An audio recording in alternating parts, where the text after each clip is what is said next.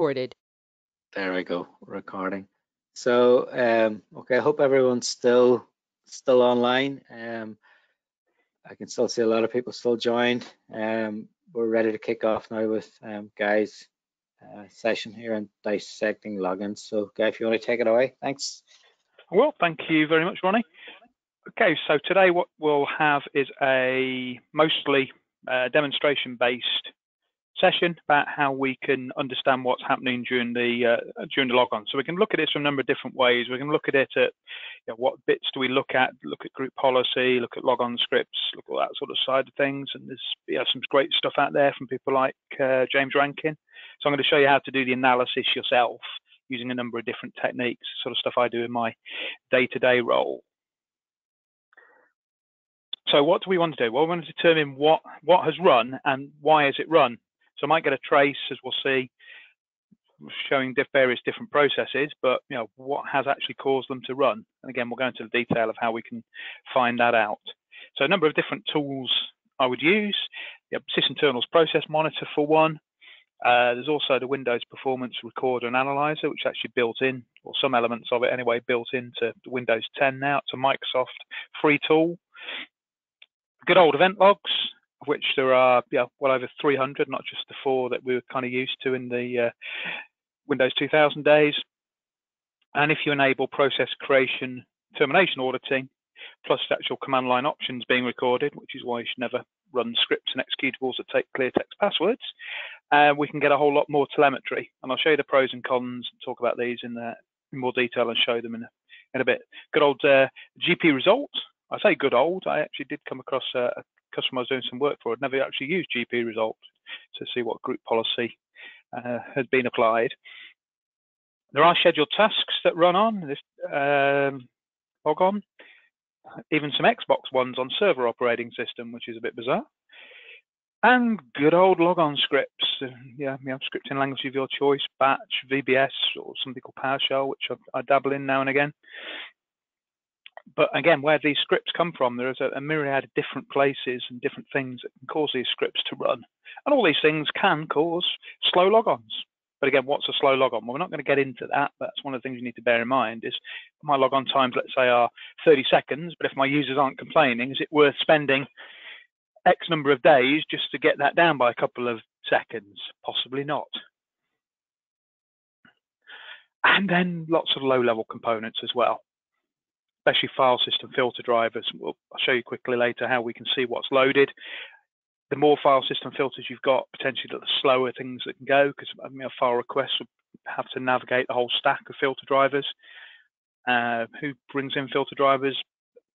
Application, things like FS Logic, app layering, security software, there's various Microsoft ones built in. I had a customer a couple of months ago had over 20, and they were complaining about bad performance. Wonder why. Okay, so let's talk about Process Monitor, not to be confused with Process Explorer, which it frequently is.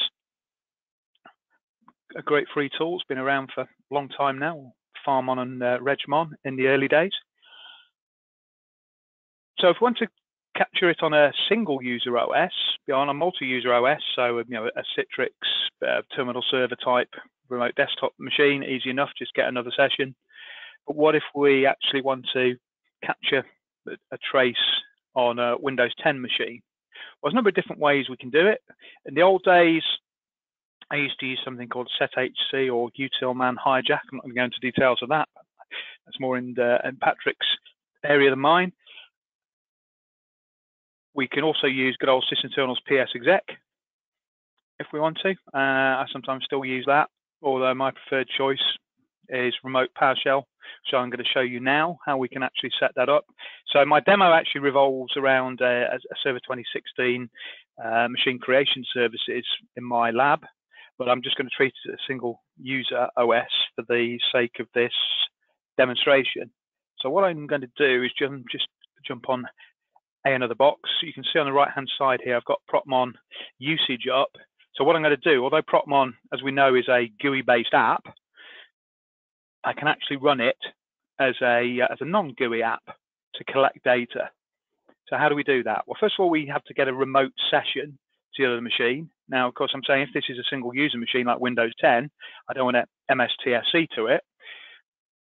I could do that, and I could set up Protmon, and then I could disconnect, log on my other user, get them to log on, then disconnect their session, reconnect.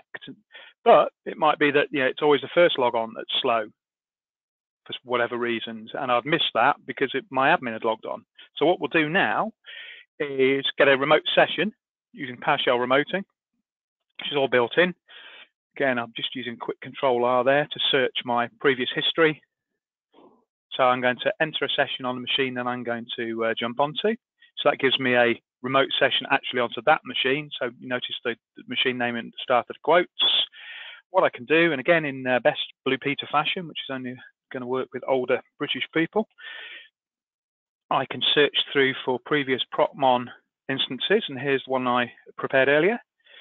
So what I'm going to do there is I'm going to start the Protmon process. The key thing here is the arguments. If I started Protmon on its own without the arguments, it would just appear to hang. That's because you can't show GUI-based applications through this PowerShell remote session. You would need to have a full MSTSC type session. And this is why I've put process monitor usage over here. We've got backing file. So I'm going to actually put it to a file. By default, it actually goes to the page file so that when you exit Protmon, it loses the trace. Good old accept end user license, which you need for all the process monitor tool or SYSINTERNALS tools, sorry, if you've not run them before. Mine has passed through just so I can see the process ID. The key thing is here, I'm not going to wait for it to run and to exit. So I do that, comes back, and let's just check that it's still running. Yes, it's running. So what we'll now do is actually initiate our logon. So come back over to where I've already logged on. I'm going to log on my test non-admin user. Of course, always test with non-admin users, as long as your real users aren't admins. Did have a clock there as well. So a clock can be useful, particularly if you're troubleshooting things like black screens, because if you've got a black screen during log on, which lasts for a significant amount of time, I had to do some troubleshooting for a customer late last year for that, then having the clock there will help you know when the black screen, so look, black screen there at 1500 and about 4 seconds. So I'd make a note of that somewhere, although actually this clock here is a PowerShell script I've written today, in fact, and I'm going to add some features to it so you can start annotating and making notes. And see, actually, it heard me and is generating quite a long black screen stage. And so why we use it visually is because we need to then correlate the time of the black screen start and the black screen end to events that happen within the VM. Okay, so we've logged onto my desktop now. I'm just going to minimize that for a moment while we go back to the Protmon. And I'm still in my session. Of course, this hasn't affected my logging on user at all, so this could quite easily be a Windows 10 session. I'm going to run a start process again. Notice this time it's Protmon just with a /terminate, and that terminates it cleanly so the file gets written and closed so that we can then analyze it. If I can just kill Protmon, then I'll get a corrupt file, which won't be any use to anybody. So if I run so we can see Protmon's exited. I'll exit my remote session, so I'm back on my box now. And then I'm going to actually run Protmon locally. If I can type it properly. That was Porkmon. That's how farmers monitor their pigs. There we go. So I'll run Protmon, cancel the filter. No, I'm not going to collect events. And then I'm actually going to go and open. So we can see 1501, these are the log files produced on that remote machine. So I can literally just go and open those.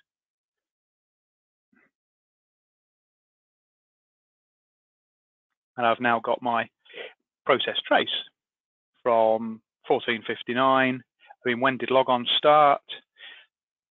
Or if we go back to that session and get a PowerShell prompt. In fact, I'm going to run it as an administrator because we'll need that later. Like I said, my user's not an admin. Never sit in system folders just in case you actually delete stuff or create stuff. Let's have a look. And my logon was at 1459. 1459 and what seconds?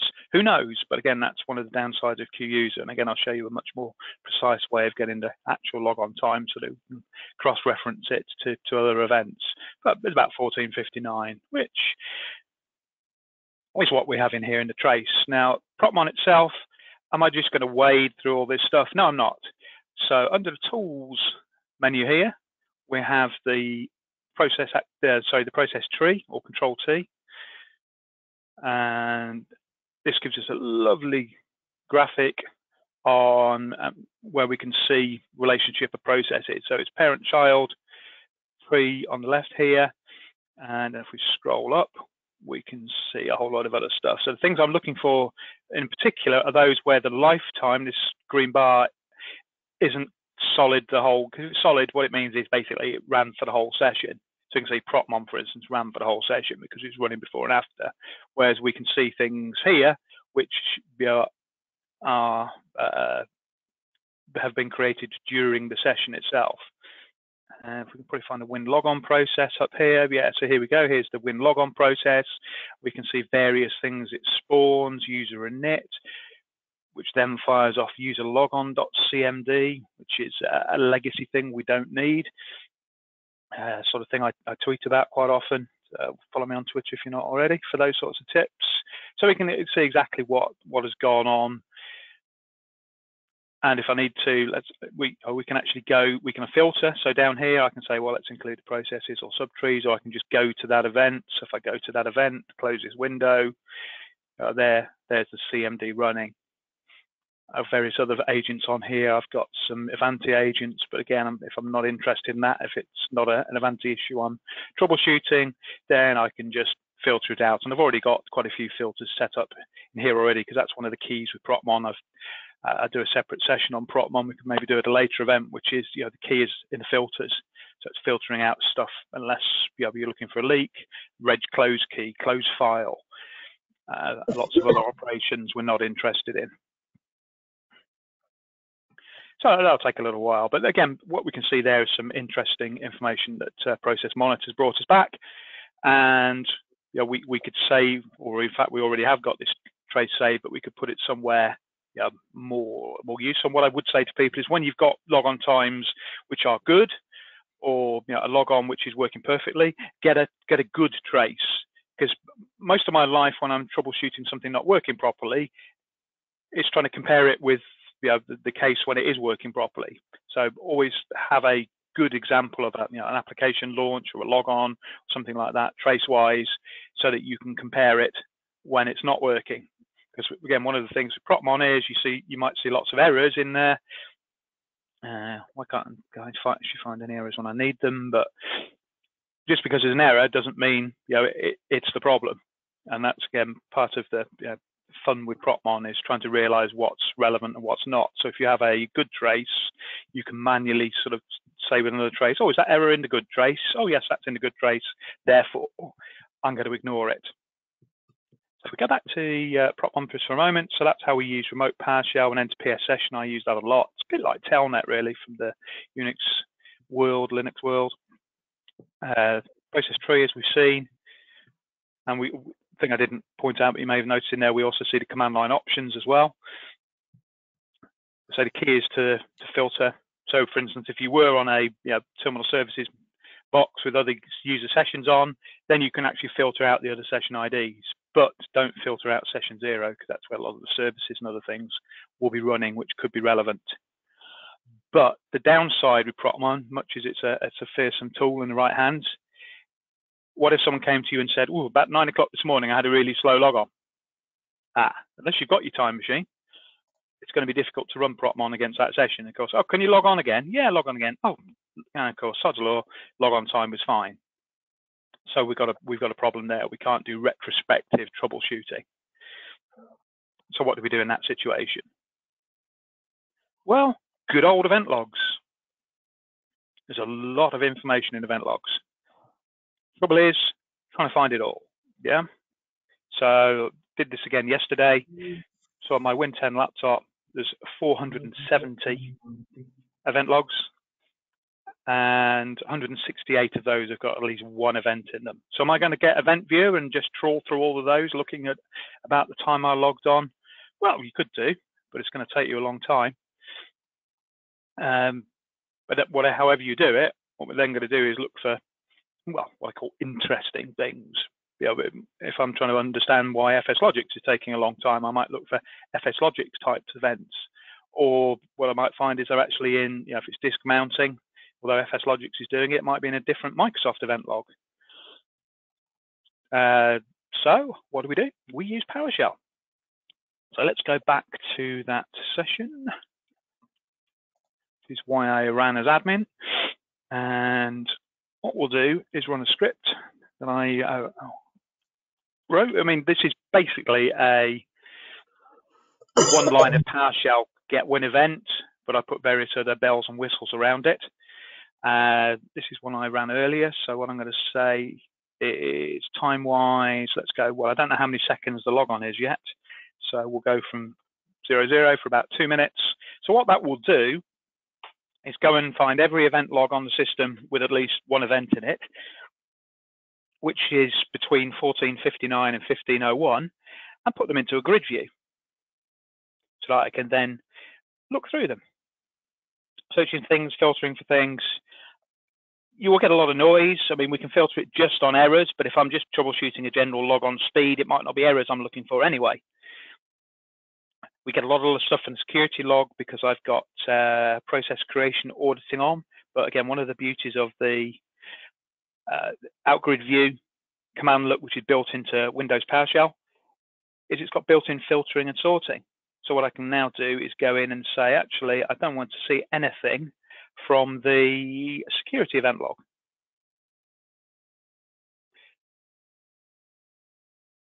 So it does not contain security.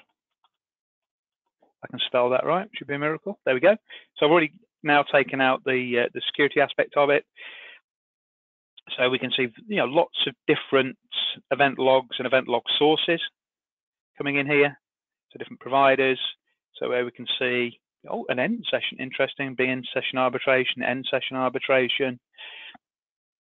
So, yeah, again, because I'm not looking for anything in particular, it's difficult to pull anything specific out. But I'm just showing you this is a tool I use pretty much daily if I'm troubleshooting either a logon problem or just a problem. You know, customer says, you know, we start to get some weird behavior about 9 o'clock on this particular machine. Then I'm going to go and pull the event logs and trawl through them. Again, this script, you can even export them to, you know, CSV if you want, so that you can then, you know, trawl through them later offline or whatever else. So we can actually see what's going on. Like I say, the script can actually then filter, just showing you errors, warnings, etc. Or if we're searching for a particular item, I can do a quick filter up here, which filters everyone or every column.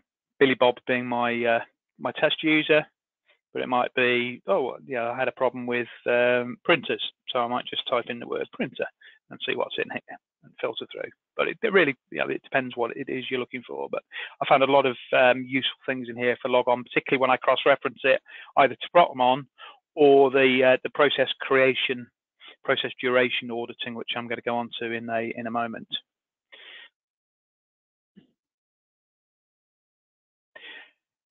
So sort of part 2 event logs is cross-referencing to process creation and termination auditing, which is particularly useful for that scenario I gave you where, you know, someone says, oh, my logon was slow at 9 o'clock this morning. Yeah, or yes, 9 o'clock yesterday. So what I mean by, you know, the auditing is, you know, you would typically do this via group policy, or if you're just doing it on one machine. And we look down here, you notice I've got audits. Don't actually need failures, shouldn't get failures, but I do it out of habit. And those create 2 distinct event log entries in the security event log, so you have to be an admin to be able to read it.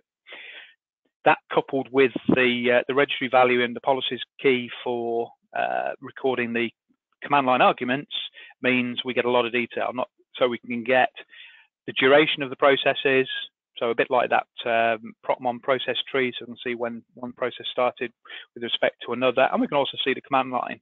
Again, another reason not to run anything which puts credentials in clear text on command lines.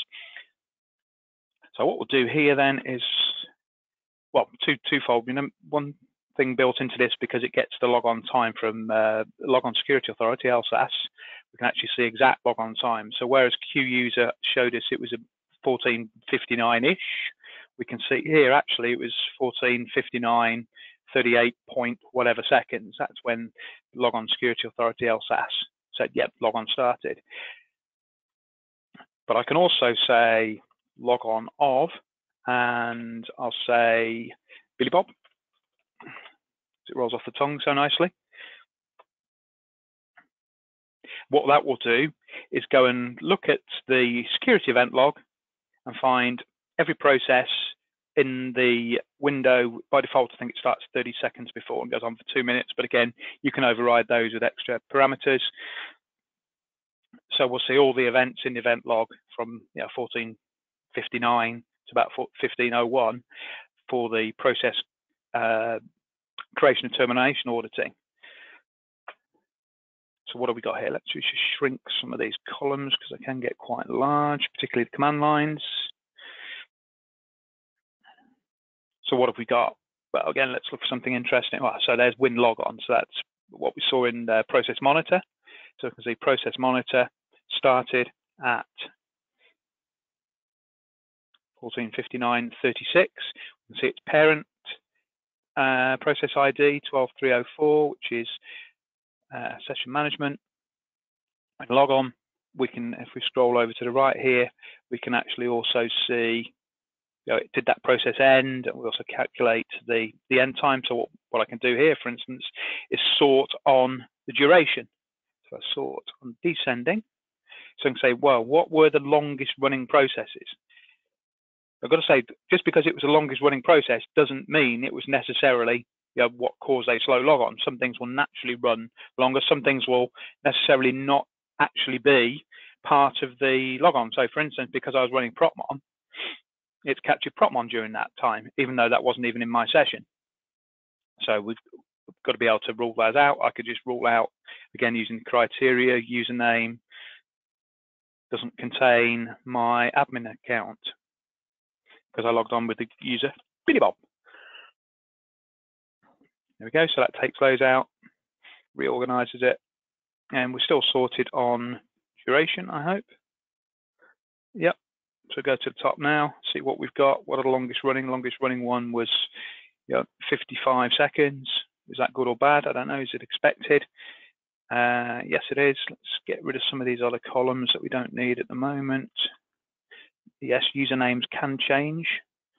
That's why they're in there, but most of the time they don't. Oop, didn't mean to do that. So again, how we can display, decide what filters, so what columns we want. Again, all built into this grid view, which is built into Windows PowerShell. So you can take any results, get dash process, pipe it through out grid view or OGV alias, and you've got a poor man's task manager, but actually with more detail than task manager, particularly if you do a select star. So you can see user init, which runs all the sort of user logon stuff, took 48 seconds. Look at that, a user profile manager through Citrix took 30 seconds. Now what we don't know there is that blocking, as in, does everything else wait for that to finish? So again, if we go back to the sorted on start time, when we can then look to see if other stuff launches during that time. And we can see already there are other things, because it finishes at 1500 in 10 seconds, we can see other things are running. So it's not blocking, but it might still hold up. I mean, if my black screen, for instance, finished at 15:00 and 10, which sounds a bit familiar actually, when I had remember I had the clock on the screen so that we can take note of start and end time of interesting bits to log on, then that might have something to do with it. So even though other things are going on, it might be holding up the what we call shell start notification. So the Explorer itself can't start and show the start menu, the desktop, and so on. So that would be something I would look at. I know actually from previous experience it isn't, but hopefully you see my sort of train of thought there. And we can see other things. The other thing I'm looking for in here is stuff that I'm saying, well, why are you running? I can see group policy script stuff running. I can see something for CONTROLUP running, various other things running. So it's case, oh, I've lost the process, haven't I?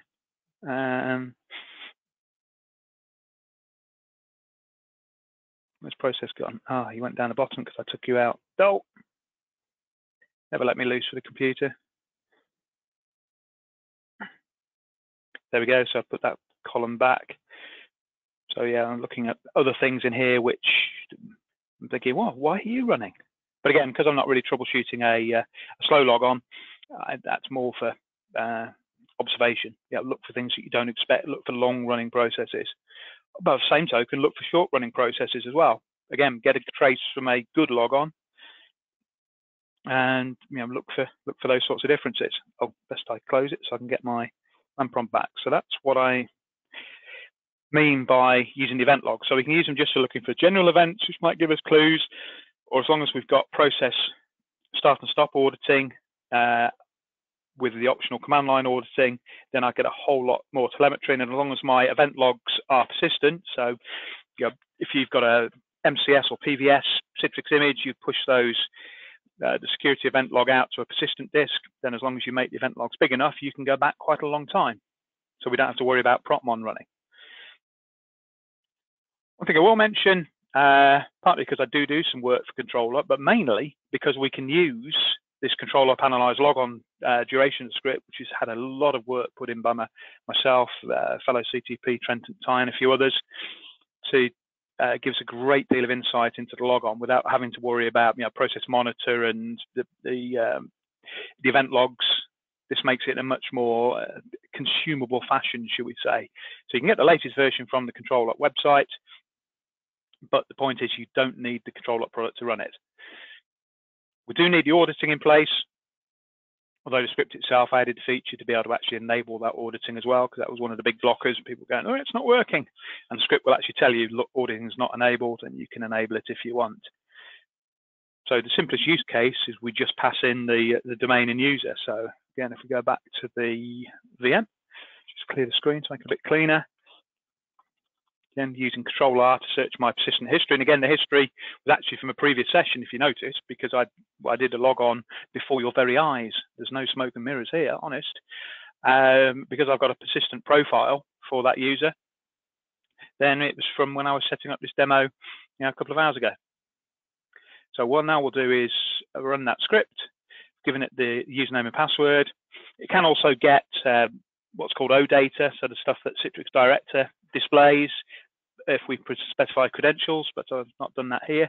So you can see it pulls out the LSAS logon time and then breaks the logon down into phases, even telling us interesting things like the fact that I've got FSLogix running, but it's not configured because it's checked the configuration. Because if I had FSLogix containers loaded, then it would have actually told me the load times for those as well. So we can see lots of different phases here. Particularly interesting are the blocking ones, because these are what cause any potential logon delays. So we can see duration of these. So it's effectively doing what I've shown you in my couple of other scripts, but just amalgamating all the data and making it much more interesting to see. So again, run this for a good session or a few good sessions, save the results somewhere.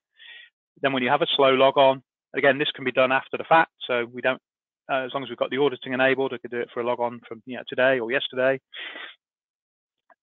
So that if a logon is slow, look for longer durations and or longer gaps. So those are the gaps from one process, from one phase to the next. So again, very useful tool, but you can use it completely free of charge without the CONTROLUP product. But of course, you should use a CONTROLUP product, but I'm not a salesman. And very recently, we released a new version with this, say the FSLogix NAT volumes. Also, a lot of VMware Horizon data in there as well. Although obviously that was a Citrix session. Same script works on both VMware Horizon and Citrix, virtual apps and desktops. Okay, the fun one, if you like, is Windows Performance Recorder, which records ETL trace log, event tracing for Windows, and the corresponding analyzer tool so I can actually load it into the GUI. So WPR itself is built into Windows 10, so WPR.exe. It's standard part now in Windows 10. So here's actually a local PowerShell prompt on my laptop. So you can see, Windows Performance Recorder, a whole load of options. It's it's quite a complex tool to use. But what you'll find is, unless you've got the full version, you can't do the traces that you need for a boot and log on. So when you have these scenarios, so you've seen this command line, on off scenario, on off results, etc. You need the full version for that. Don't need to install it though. You can install it in one place and then just copy the zipped up folder and subfolders, unzip it, and then run it from there. There's various DLLs and so on it needs. If you don't, what will happen is if you try and run this wpr.exe command line, it will error if you're not running it from the full version, again, which is free, you get with the SDK and the ADK. Or for those of you who don't like long command lines, there is a user interface, wpr UI.exe, where we can actually set what we want to do. We'll look at boot, what level, and these are basically correspond to what's in the manual options here. And we can actually save profiles if we need to. That's one way to start it. Once you start it, we'll actually reboot the machine. So because I'm doing a boot log, so watch out for that. If you're not expecting it and you're admin, yep, it's going to reboot.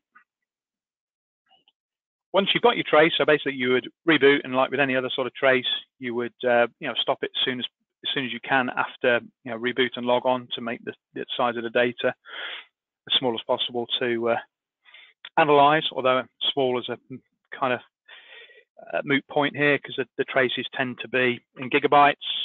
So here's one again in best Blue Peter fashion I loaded earlier. I was going to load it during the demo, but it took about 2 or 3 minutes to load. So all I've done here is basically go and open the trace file that I produced yesterday while preparing the demo.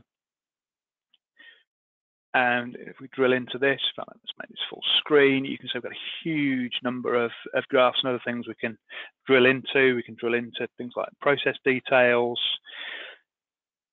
Some file system activity ones tend to be the ones I'm interested in, because I tend to find that disk is the bottleneck these days with SSDs and multi-core processors.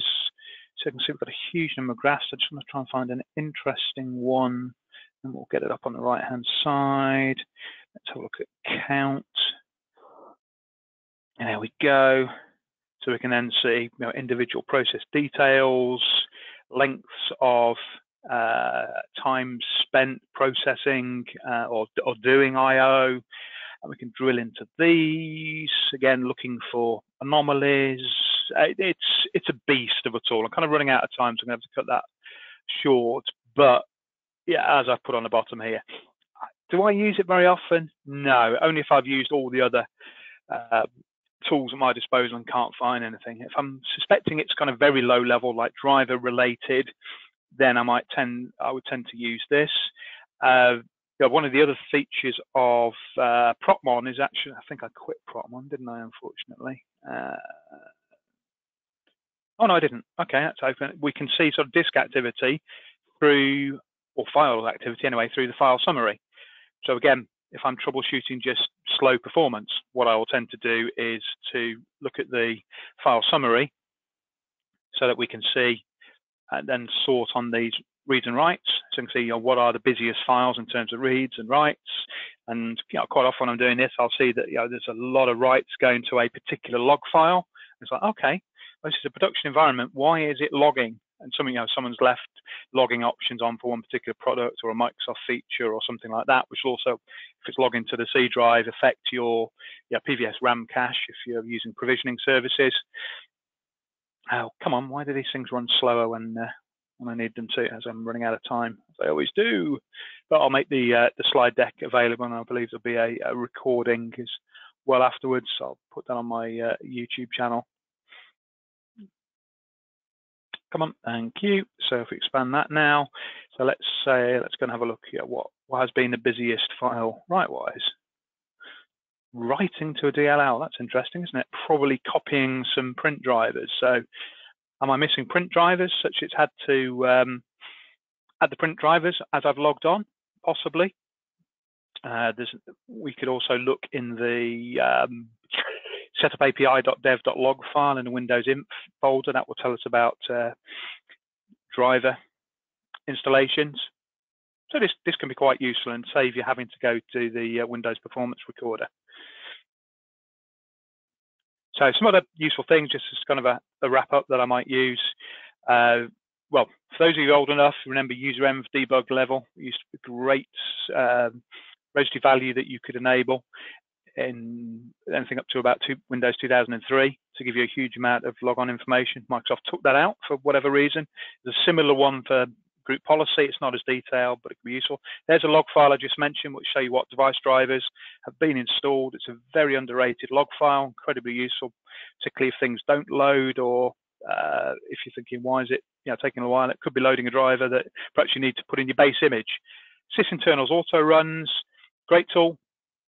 So, what's automatically set to run at logon through the myriad of different places it could be set in the file system, in the registry. And of course, that evil thing, or useful thing, depending on which way you look at it, but I generally think it's evil, which is active setup, basically trying to automatically configure applications which haven't been previously configured. So that can slow things down. What's in your base or default profile? Third-party log files. And again, with those, it's knowing what to look for, because most of the time they're written just for that company to analyze, or even just for the developer's benefit. So some of the stuff we've added to the CONTROLUP analyze logon durations is actually parsing FSLogix log files, picking out the bits that we're actually interested in. So automatic log parsing, expect to see more of that. Yeah, security software and multiple layers of security software, antivirus, anti-tamper. I've seen customers with 5 or 6 different security products. Again, the drivers add up, which you can see with, that's what I said I was going to show you that, didn't I? What file system filter drivers have I got set? FLT MC, very useful command, doubly useful, because if you're not an admin, this is a quick way to find out, am I an admin? No, I'm not an admin. So that will show me what file system filter drivers I've got. And again, part of my troubleshooting, I always look through and those I expect, those I recognize, compared with those that I don't recognize. What is that, and why is it there? Does it need tweaking? This is something I come across in a lot of my Avanti AppSense work. Is, do I need to exclude one component from another? Typically, so an antivirus process isn't hooked, as in have DLLs injected from other bits of software and vice versa. User profile persistence. Is my profile being persisted or not? Good old roaming, or my little pun there, roaming profiles. As in, where is some of this stuff coming from that's happening during logon? App setup value, we saw that. Oh, the horror that is app init DLLs. Some products like Lakeside still use that, a way to inject DLLs into every running process on your system. And again, this is one of the things I'll do is look at process monitor, look at a process and see what DLLs are loaded in it. If it's got a lot of third-party DLLs, why has it got a lot of third-party DLLs, and what are those third-party DLLs doing? Because if they're doing some sort of initialization, they could all cost 100 processes. That could all take time. Don't forget, of course, if you're running this in a virtual environment, which most of us will be these days, unless it's a physical desktop. If we're looking at stuff like perfmon counters, it doesn't necessarily reflect the actual truths. There could be, I'm not getting much CPU usage. Yeah, because it might be there's not much CPU available from the hypervisor. So don't forget to troubleshoot at that level as well. Yeah, persistent image load is probably not relevant to the slow logon, but it can be. Well, actually, no, it is. The logon, the slowest logon I've ever had in my my Citrix consulting days was 45 minutes. I kid you not, because these were persistent Citrix servers, and they'd built up. Well, I analysed it after experiencing such a logon. That the group policy client was just spending all its time processing what was in the group policy cache, because it was persistent. It never got cleaned out, so it keeps for every user who's ever logged on, and it just couldn't service logons because it's busy processing that cache. which is another good reason to use PVS or MCS and VMware's equivalent technologies. Yeah, and I say there aren't quite that many underscores in his Twitter handle, but there's some good articles about looking at it the other way, as in specifically, we know these things need tweaking, we know these things are slow, for instance, group policy objects.